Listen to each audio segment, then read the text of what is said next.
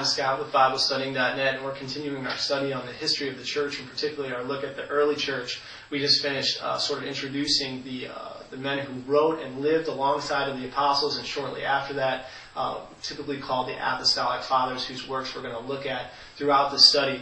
And so we're going to continue to talk about the apostolic age of the church. And again, that's the 1st century and a large portion of the 2nd century A.D., a very long time ago, but the earliest part of Christianity. And so the first thing that we're going to talk about here, because it is an important distinction to realize, is that the apostolic church, in fact, all of the ante-nicene church, was a house church community. It was a group of house churches. So let's take a look at that. This is from church historian Philip Schaff. He says that Christians in the apostolic age erected special houses of worship is out of the question. The apostles and their successors down to the 3rd centuries, and it talks about they met in the homes of their converts. Another quote from another Christian historian says, Christians of the first 3 centuries usually met in private residences. And then the next quote again this is from Graydon F. Snyder, another church writer, a modern historian, says, nor is there any extant church that certainly was built prior to the time of Constantine. Again, that's in the 300s. Another quote from him, the first churches essentially consistently met in their homes until the year 300. We know of no buildings first built as churches.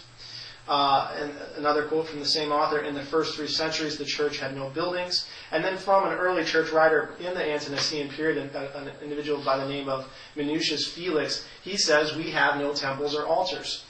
He died in 250, so again in that ante-nicene period. So the early church was a house church community. Now, that may seem like a footnote of history, but if you think about the differences between a house church community and the types of churches that we predominantly see around us here in the United States and in the West for hundreds and hundreds of years, there's a big difference. And there's a big difference in the type of church that you have, the formats of your meetings in a house church community versus a regular, what we might call maybe an institutionalized church. And so let's consider some of the things that were different just as a result of the apostolic church being a house church community. For one, the New Testament gives us some indications why the earliest church, the apostolic church, was a house church community. First of all, the Last Supper and the Pentecost meetings all were house church meetings. If we look at Mark 14:14, Luke 22:11, Acts 1:13, and Acts 2, we can see that they were meeting in a house. Jesus was meeting with his disciples in a house at the Last Supper, and there's good reason to think from the New Testament that the Last Supper was the model of later church meetings throughout the New Testament period. We'll discuss that a little bit more. We discuss it online in our church gathering study. Other New Testament passages continue to indicate that after the day of Pentecost, the church was meeting in their homes. Acts 2, 42, 45, 46, Acts 20, verse 20, Romans 16:5, 1 Corinthians 16:19, Colossians 4:15, and Philemon 1:2 all talk about churches gathering in their homes, and there's no mention of the church meeting in church buildings, of course, in the New Testament or any time in this period. So if you're meeting in someone's home, one of the things, and if your meeting is based on the Last Supper, your communion is actually going to be a full communion meal. And we know that this is the case historically. We certainly know from the New Testament that the communion meal was based upon the Jewish feast of Passover, which involved a lamb and all sorts of other things. It was a full meal that the Jews had every year. And so we can see this from Matthew 26:19, Mark 14:16, Luke 22:3. It says, they made ready the Passover, and when evening was came, Jesus sat down with the 12 disciples, and they had this meal. John says in John 13:1, now the feast of the Passover was come. And then it goes on to talk about what's happening. It says, when supper was ended, and the word supper there in the Greek actually means a formal meal usually held at evening. And so this is the same thing that Paul uses, that same Greek word in 1 Corinthians 10:20, when he's talking about the Corinthian church having their communal meal. He refers to it as supper. And other passages in 1 Corinthians 5:7, 2 Peter 2:13, and Jude 1:12 all talk about how the early church had feasts, these feasts that they had, their charity feasts or love or agape feasts. And so they were eating a full meal. And so because of this, the apostolic church, which the church of the apostolic age of the 1st and 2nd centuries and up until the time of Nicaea, continued to meet in their homes. And in the earliest period, they were all sharing a full meal. And so here's a couple of historical quotes. This one says, Christians of the first several centuries, their central ritual involved a meal that had a domestic origin and setting inherited from Judaism. Obviously, that's the case. We can see that in the New Testament. And then there's another quote. It says, in the 1st and 2nd centuries, the Lord's Supper seems to have been taken in the evening as a meal. And into the 2nd centuries, it talks about how early literature refers to the agape meal still. And so the early church was a house church group meeting in their homes and eating a full communion meal the way that Jesus had instituted it at the Last Supper. And so today, when we get together in most of the churches that many of us have gone to, how do we do communion? We typically have a few minutes set aside for this, in which we have a sip of juice or wine, a bite from a cracker or a part of a piece of bread. And that's it. And many churches today are celebrating communion less and less. When I was younger, some of the churches I went to, we would do communion every week. Some of the churches I've seen out there and I've been to only do it once a month.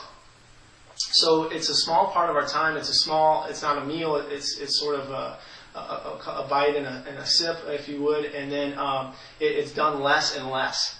And so this is a very big difference in the early church, the way that communion is approached. And so that's one of the significant differences between a house church and an institutional church. And the apostolic church was a house church. Another difference of the apostolic era of the church was in their house churches the way they approached teaching. And if we look at the New Testament, we can see that the Jewish synagogue approach to instruction and teaching was interactive. It would involve, if we look at the New Testament passages, they would do a reading, and then there may be some discussion or somebody asking them questions. In Luke 2:46, we see that Jesus is there in Jerusalem, and he's talking to the leaders of the Jewish people. And it says, let me read it here. They found him in the temple. He was in the midst of the doctors or leaders of the Jews, and he was both hearing them and asking them questions. And all that heard him were astonished at his understanding and his answers. So Jesus is involved here in a process of asking questions and answering questions with the church leaders there at a very young age. The Jewish leadership there at a very young age. John 16:30, the apostles say to Jesus, "Now we are sure that you know all things and need not that any man should ask thee." So the idea of asking questions was how you educated somebody. You didn't just tell them what the truth was, you would tell them, but you would also ask them questions to help them interact with the material and make sure that they understood how it worked. And so we can see that in Acts 13:15, Acts 17:1 through 3, and verse 17 and Acts 18:4 are all examples where Paul is going in and he's being able to participate in what's going on at the synagogues and to reason and debate out of the scriptures with the Jewish men who were present there to discuss Jesus' teachings. The Jewish system was a system which involved teaching and interaction. Questions and comments could be asked. And so this is very similar to other things that we find in the New Testament. If we do a survey, as we do in our church gathering study, we find that when Jesus met together with his disciples in the Gospels, in Matthew 13, Matthew 17, Matthew 18, Matthew 24 and 25, Mark 13, Luke 8, Luke 10 through 22, that's all of those chapters, and John 13 through 17, we have Jesus meeting with his disciples, and he's teaching, but they're asking him questions and making comments during this. This is in their meeting times, and the Last Supper is included in those meetings in which the same thing happens. There's prayer, there's a full meal, Jesus is teaching, and the disciples are being able to ask him questions and make comments.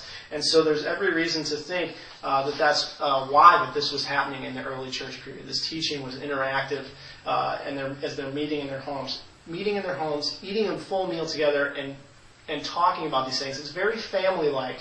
That's what we see the New Testament using the term family, and you can see how it fits with the way they were getting together regularly each week in a very family-like setting. So we're going to stop there, and in a second we're going to talk about some changes to this apostolic format that took place at about the 4th century in terms of how they did church. So we'll pick up there in just a second.